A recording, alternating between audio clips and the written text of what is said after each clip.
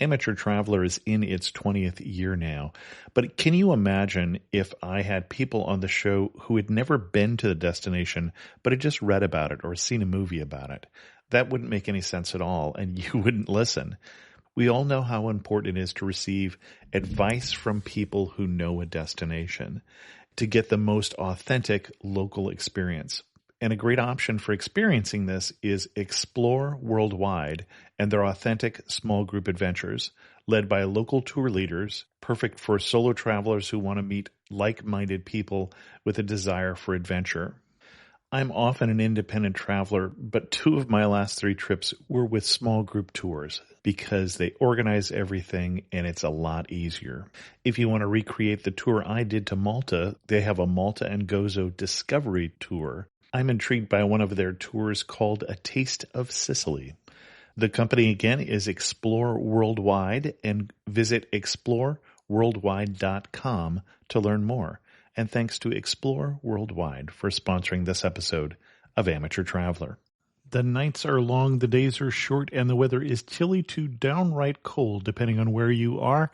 It's a good time to slip into a Quince iconic Mongolian cashmere sweaters, which start at only $50. You can treat yourself to everyday luxury at an affordable price with Quince.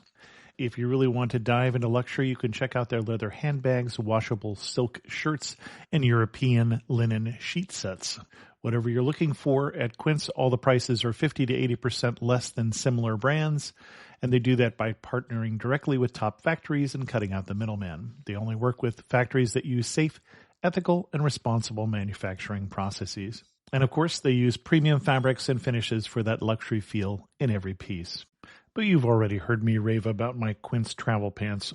Treat yourself this winter without the luxury price tag. Go to quince.com/traveler for 365-day returns plus free shipping on your order. That's QUINCE.com/traveler to get free shipping and 365-day returns.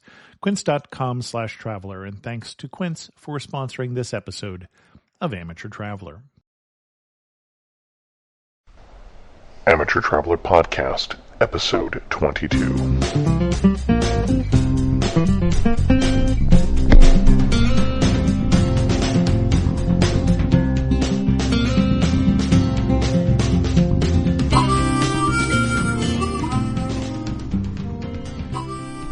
Welcome to the Amateur Traveler Podcast. I'm your host, Chris Christensen. Today on the Amateur Traveler Podcast, we're going to talk about adventure travel so tiring it can wear out the strongest person. It can bring smiles to children and tears to adults. And that's just the prices. Today we go to Disneyland.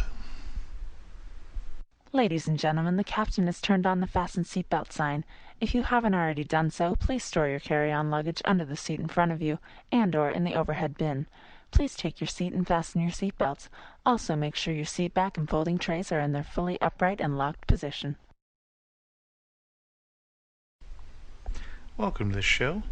It's Saturday, December 24th as I record this. My apologies for not putting out a show last week, but the family and I were at Disneyland, and you'll hear more about that in a bit. But first, 2 news stories for you. The first one comes from USA Today. It's called Strange Trips of 2005. Links to it on the show notes, amateurtraveler.com. A number of different strange stories from 2005, and I'll just read you 2. First one, the cat who rated an upgrade. House cat Emily patted away from her Appleton, Wisconsin home in September, wandered into a shipping container and ended up in a sea container that crossed the Atlantic. A month later, she turned up in Nancy, France. Emily wasn't carrying a passport, but the ID collar around her neck led finders to her owners. After a mandatory month in French quarantine, she was flown home in style. Continental Airlines offered a free business class seat from Paris, which proved to be the cat's meow. Emily looked like a happy traveler as she purred in her owner's arms during a December reunion at the Milwaukee airport. And then here's another bizarre one. Those are some pipes. TV and bathrobes are known to walk out of hotels with pilfering guests, but a British couple checked out of the Globe Hotel near Exeter, England, carting the shower from their room. Police said the theft was unusual considering the noise and effort it takes to pry an entire shower out of the wall. Take a look at the story. There's more in there that I'm reading. It's just bizarre. The next one is also an odd story. It's from Fodor's Travel Wire. Oxford Castle, which was formerly a prison for 125 years, is now a luxury hotel. So here's an article called Sentenced to Luxury at the Malmaison Oxford Castle Hotel. When the door to my quarters in Oxford Castle shut, I settled on the bed and wondered whether any famous criminals had occupied the chamber before me. Earlier this month, following sympathetic refurbishment by a British-owned Malmaison group, the former penitentiary underwent a dramatic transformation into a plush boutique hotel. Gone are the crashing sounds of slamming cell doors and the heavy flat-footed steps of guards on patrol. In their place are the soft tread of polished staffers making their way along carpeted corridors, the aroma of afternoon teas being served in former prisoners' visiting room, and the scent of fresh-cut flowers standing in attention in chic, modern arrangements. You can read more about that again in the show notes. And now, Chris, you've finished reading the news. What are you going to do now? I'm going to Disneyland. Before I say anything else, I should say that even though I talked about in the introduction Disneyland reducing an adult to tears, especially the prices, Disneyland is something my family and I enjoy. And this particular trip that we just got back from, of 3 days at Disneyland and California Adventure in Southern California, is not our first trip there. I'm not sure exactly how many trips we've made as a family. I would say the kids have been there about 5 times total and have spent numerous days there, and we will go back again. So we're Disney fans, and don't let anything I say make you think otherwise. What this show is going to be about is our experiences, both positive and negative, at the park. It might be a multiple show feature because there's a lot of things to say and a lot of stories to tell. And then also tips for how to handle Disneyland, because Disneyland can take a lot out of you. It can be a difficult part to crack in terms of doing it right. So, in terms of how we got to Disneyland this time, we got there because the people at Disney are very clever marketing people. They sent something out for their 50th anniversary, which was send us pictures of your time that your family has spent at Disneyland, and we will collect those pictures and put them up as mosaics. And so what they did is around the park they had numerous mosaics, some that were maybe 3 feet by 6 feet and some that were more like 15 feet by 50 feet. Large mosaics that were all composed of little tiny pictures of guests taken over the 50 years that the park has been open. The park's 50th anniversary was this last summer, and they're celebrating it for 18 months. And there are a number of things that are going on that are special for their 50th anniversary, and mosaics were one of them. So what they did then is they collected these pictures, and then they sent back an email that said, congratulations, you are part of the park history. Your photos are in these 5 mosaics in these locations. Come see. Smart, huh? So we don't really need a big excuse to go to Disneyland anyway. It's something that we enjoy doing. But sure enough, we were able to see, at least in 2 of the 5 mosaics, our pictures. The others would have been too far up to see, even with the binoculars we brought, or obscured by something else. But if you go to Tomorrowland and you go to see the mosaic of Buzz Lightyear, right up there at the top of the black stripe on his shoulder is a picture of my kids and the Turkish exchange student who stayed with us, Yavuz. And if you go to next to the Golden Horseshoe, you'll see a picture of Jessie, and in amongst the pictures in Jessie is a picture of my wife and my daughter with Minnie Mouse at Disney World. So, very clever marketing thing, and just enough of an excuse for us to say, well, we've got to go. So, as you tackle Disneyland, oh, and again, for the 50th anniversary, they are doing special things. They're doing special parades. There are 50th anniversary markers, which is a 50 with mouse ears on it, in almost all the rides. There's one in the landscape of Splash Mountain. There's one in just almost everywhere you look. You'll see those. And they're doing a special fireworks show that's actually quite spectacular. and that deals with some of the history of Disney over the 50 years. In addition to that, this is December, and in December, Disney dresses up for Christmas. And so it has special Christmas parades, and it has special rides. So the Small World ride, which is usually playing It's a Small World, that classic song that most people know, It's a Small World After All, and I know I'm not going to sing it, although I may sing later in the show, is doing Jingle Bells or Christmas music. And I should just say that when I say Christmas music, I mean the Christmas that is the secular Christmas. Most of the songs that you hear in the park, although you might hear some instrumental versions of Christian Christmas songs, most of the songs are going to be Deck the Halls with Boughs of Holly and Jingle Bells and those sort of things if you're hearing the lyrics. So just to set expectations appropriately, that's what Disney means by Christmas usually. It's lots of Santas and those sorts of things. So Small World is playing different songs. The characters of the dolls in Small World are dressed up in Christmas themes. So they've redone that, and similarly, the Haunted Mansion at Christmas time is no longer the regular Haunted Mansion ride. It's Nightmare Before Christmas. So it's again a Christmas-themed ride, and different from the way it is the other 11 months of the year. Also, after the parade, or after the fireworks rather, at the end of the evening in Disneyland now, it will snow, which is something that's unusual in Southern California, we'd have to say.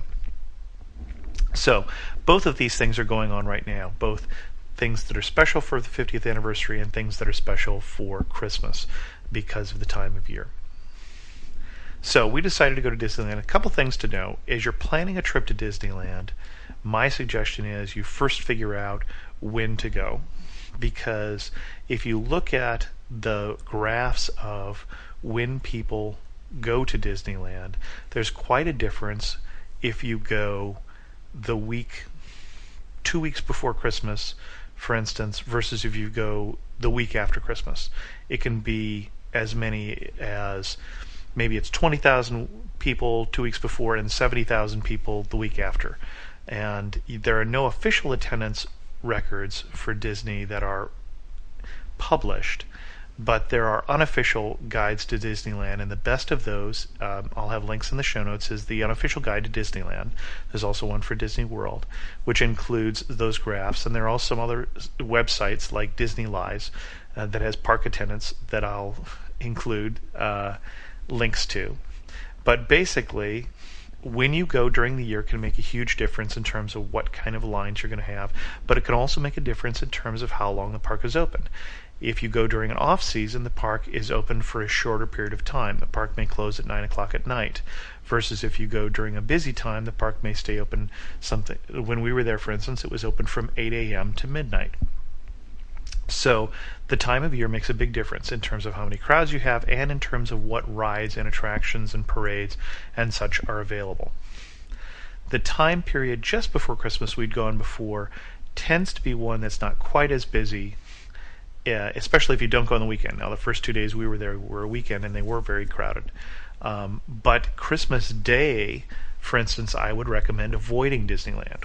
I was talking to somebody who I met who's recently, and she was saying she went to take her parents to Disneyland, and they were visiting from India, so she really wanted to get there while they were here. And they went Christmas Day, and she thought nobody's going to be going Christmas Day, so they slept in. Rule number 1: never sleep in when you're going to Disneyland. We'll talk about that in a minute. They slept in. They got there at 10 o'clock. Christmas Day, they did not get into the park for 3 hours.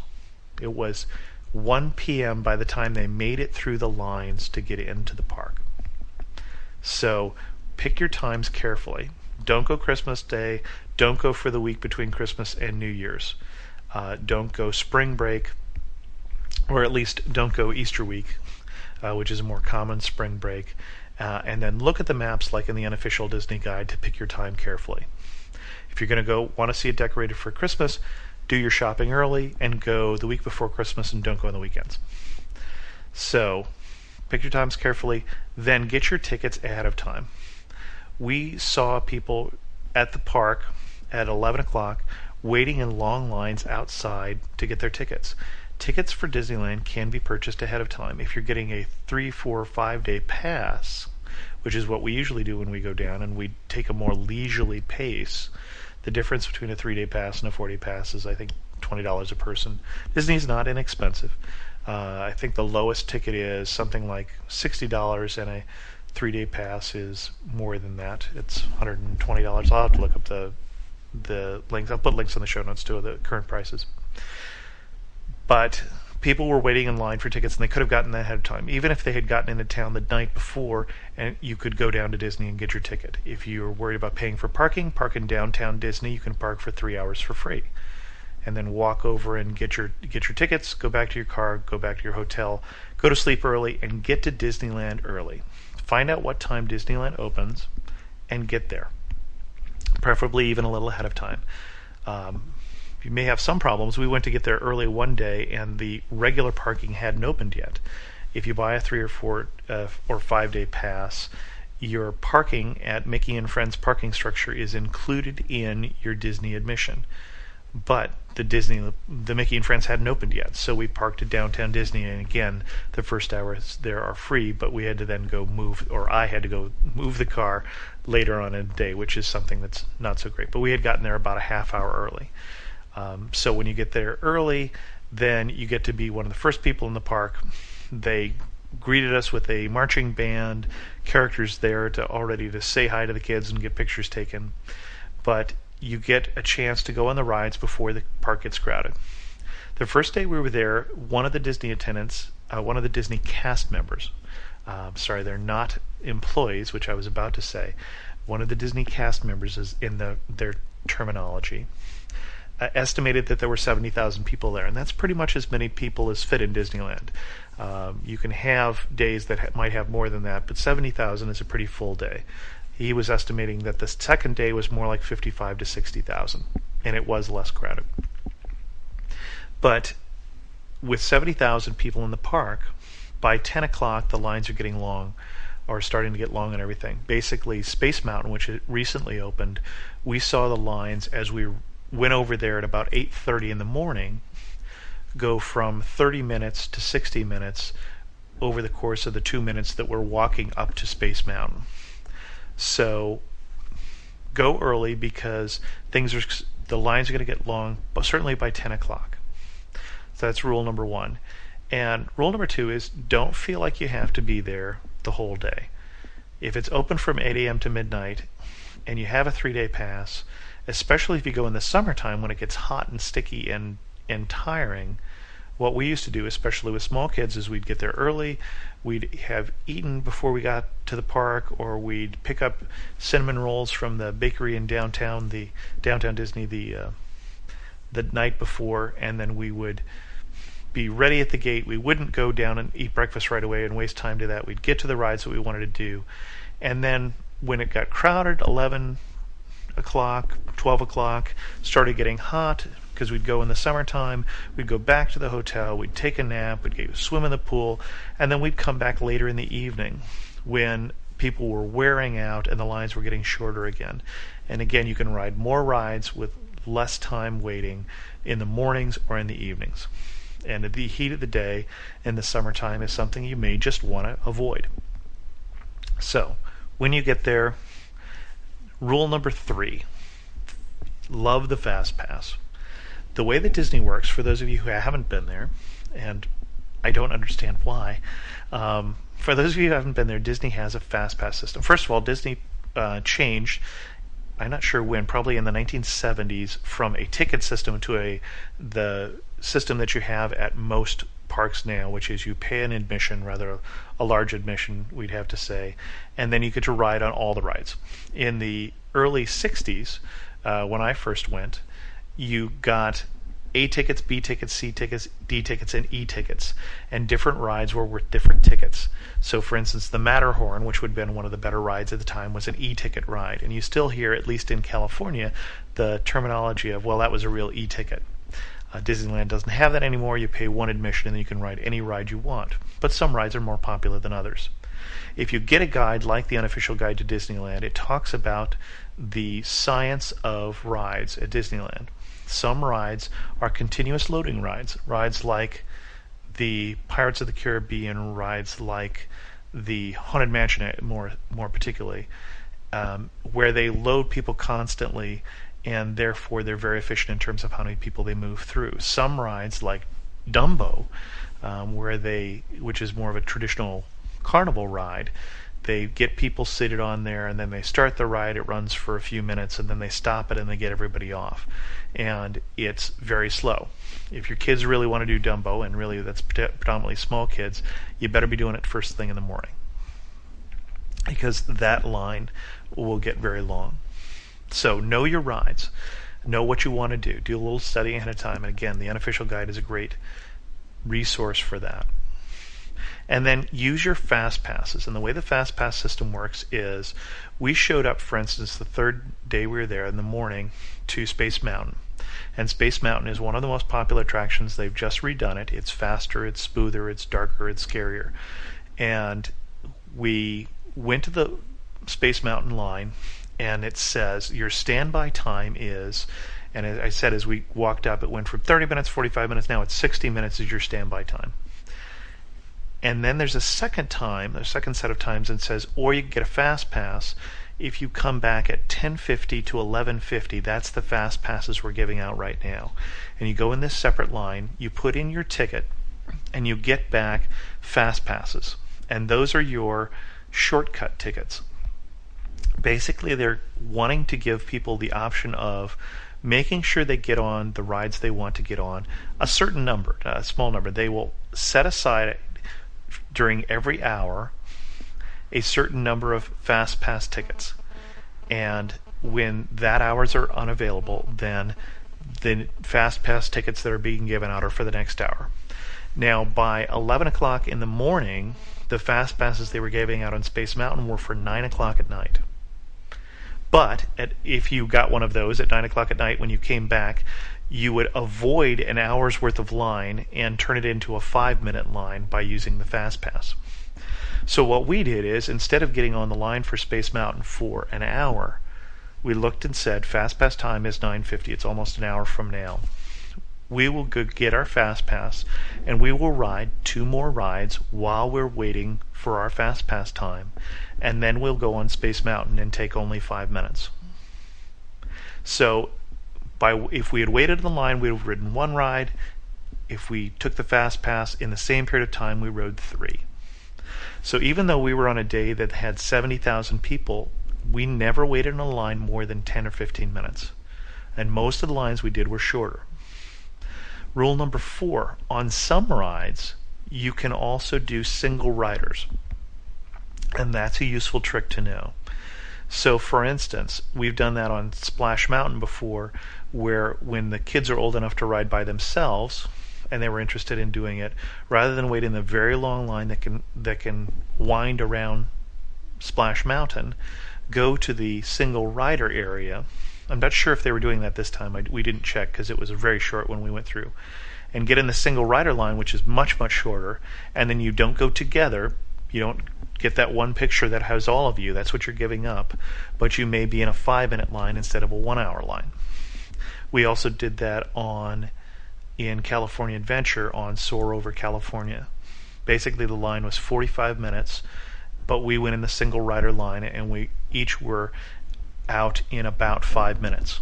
Now, we didn't ride together, but in that particular ride, there's no picture of you all there together, and there's no particular reason, as long as you're not having small children, that you have to necessarily ride together. You can talk about it afterwards. You all did the same ride. And getting back to fast passes for a minute, there's 2 things I forgot to mention.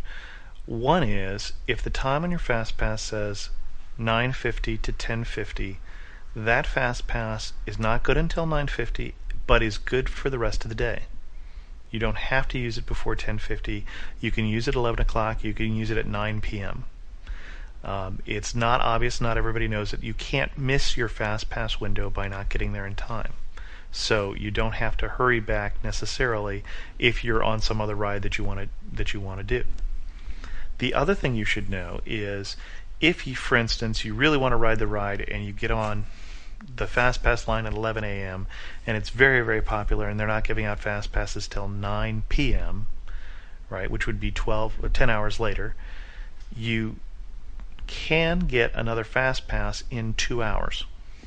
So at 1 p.m. you could go to another ride and get a Fast Pass.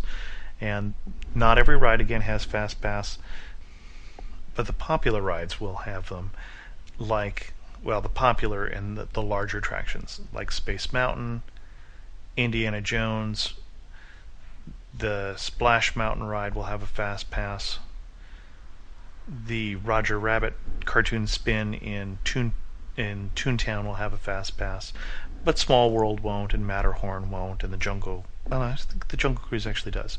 So plan out which rides, the bigger rides, try and do them with Fast Pass, and do the other rides while you're waiting in between your Fast Passes, and avoid some of those bigger lines. The lines for Space Mountain when we were there got up to 2 hours long. There's just no point in waiting in a 2-hour line, and you don't need to. That's if you use the system the way they've set it up. The other thing to be aware of is where the crowds are going to go. And again, this is someplace where the unofficial guide can be a real good help in terms of understanding the crowds and what happens the first thing in the morning. The first thing in the morning, the crowds run to the bigger attractions. Indiana Jones used to be the most popular one. Now that they've redone Space Mountain, they're running to that particular attraction. And those lines will get longer sooner. But other parts of the park, like Toontown, which is way in the back, won't get crowds until a little later. It takes a little long time to get there, and it may not open until an hour after the park opens. In Toontown is an opportunity to go into Mickey's house and Minnie's house and potentially have your picture taken if you're a big Disney fan. I was going to say if you're kids.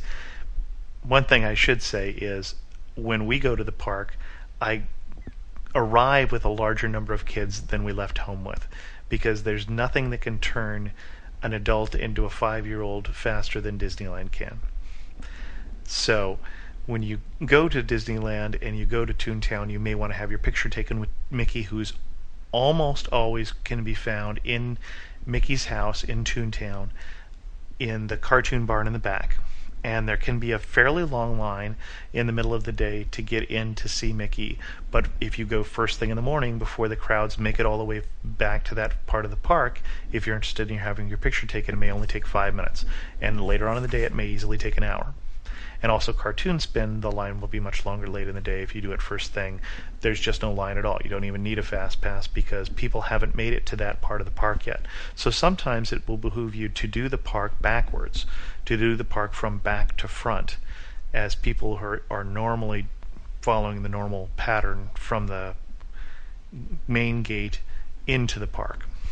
So plan your activities somewhat around where people are going to be. The other thing we found sometimes is that later on in the day, when there are fireworks, and the fireworks are sometime like 9 o'clock, I think they were 9:30 or so when we were there, that places near the fireworks will start to empty out. So Star Tours in Tomorrowland may have almost no line at all right around the time of the fireworks. So if you've seen the fireworks one night, then the next night maybe you should go to Star Tours or something like that, and you may find no line whatsoever there. But be aware there's another show that's going on in the evenings, and that's over in Frontierland. And I'll put links to maps for those of you who are not familiar with Disneyland so you can have some idea where I'm talking about. Over in Frontierland on the River of America, there's a big show called Fantasmic that's going on. And you ought to see it once. And it's got fire, it's got pirates, it's got smoke, it's got holograms, it's got lasers. It's quite the show. But people will reserve seats for hours ahead of time, an hour or two ahead of time. And that trying to get through that area later on in the evening is going to become much more difficult, and you just should be aware of that. And if you're not going to the show, that's a part of the park you may just want to avoid later on in the evening, or if you've gone the night before. And there are 2 shows a night during times when the park is open till midnight. At least there are 2 shows of Fantasmic, and you can't be really both in a prime location to watch Fantasmic and in a prime location to watch the fireworks. To watch the fireworks, you want to be right in front of Cinderella's castle, Sleeping Beauty's castle. I think it's Sleeping Beauty's castle in Disneyland, and between that and Main Street to watch the fireworks. And so they really have it set up so that there's too much going on for you to see everything at the same time.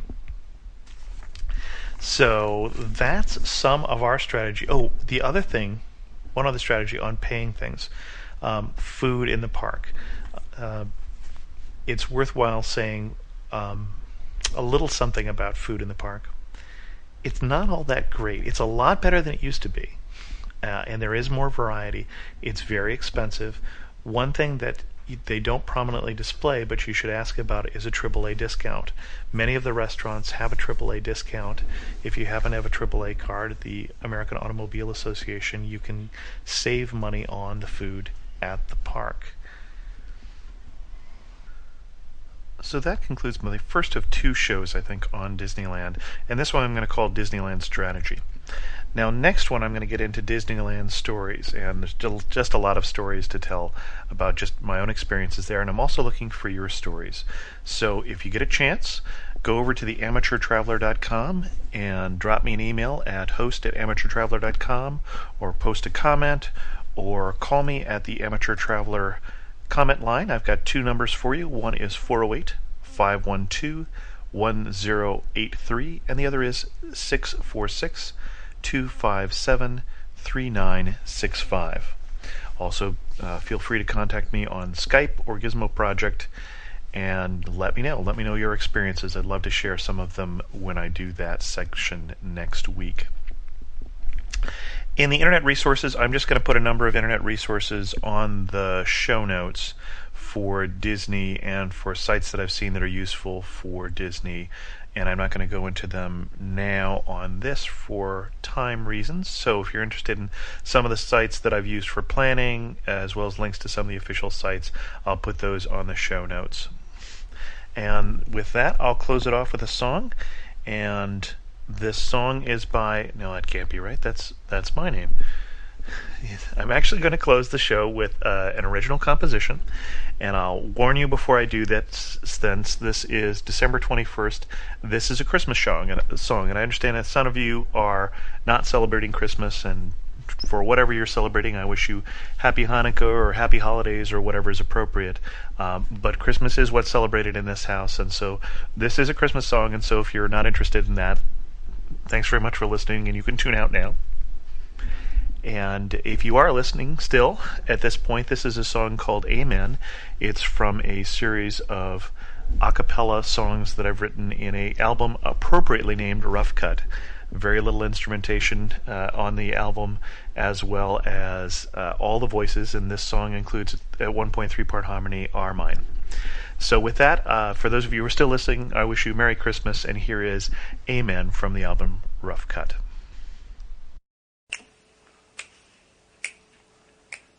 God, he chose to have a son, and Mary was the chosen one, and Joseph knew it wasn't him. All God's people say amen, say amen, amen. All God's people say amen, say amen, amen. All God's people say amen, say amen, amen. All God's people say amen, say amen, amen. All God's people say amen. Shepherds in their fields that night, sky lit up with heaven's light, and angel choirs did sing of him. All God's people say amen, say amen, amen. All God's people say amen, say amen, amen. All God's people say amen, say amen, amen. All God's people say amen, say amen, amen. All God's people say amen. Wise men, they did travel far, following the brightest star. and kingly gifts they brought to him. All God's people say amen, say amen, amen. All God's people say amen, say amen, amen. All God's people say amen, say amen, amen. All God's people say amen, say amen, amen. All God's people say amen. Lying in a stable stall, he who is the King of all, and born to free us from our sin. All God's people say amen, say amen, amen. All God's people say amen, say amen, amen. All God's people say amen, say amen, amen. All God's people say amen, say amen, amen. All God's people say amen. All God's people say amen. All God's people say amen. Bye-bye now. Bye-bye. Bye-bye. Have a nice day. Goodbye now.